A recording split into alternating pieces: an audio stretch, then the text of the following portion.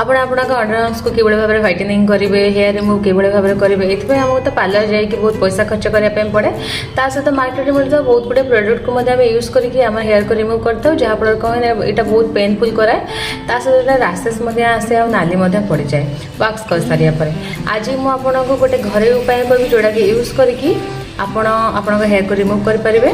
ता सहित आपण अंडर आर्म्स को व्हाइटनिंग करेंगे आर कौन से साइड इफेक्ट ना आटा पेनफुल करेबानी ये आमको दरकार गोटे लेंबूर रस से आड कर 2 चामच चीनी से आड करूँ कि पानी 3टा जिनस को भलसे मिक्स कर दिखाँ तापर गैस पर रखी दिखाँ भलसे बॉयल हाँपाई भलसे बॉयल हो सारापर टी हल्का उषुम थी से समय आप जो जगह को आप हेयर रिमूव करने चाहते से जगह लगे ने कि समय छाड़देवे आप काढ़ी तार कौन से साइड इफेक्ट ना यहाँ बहुत बनवा इजी आप बनातु बहुत बड़ा ही रिजल्ट मिल गोटे भी आप हेयर रहा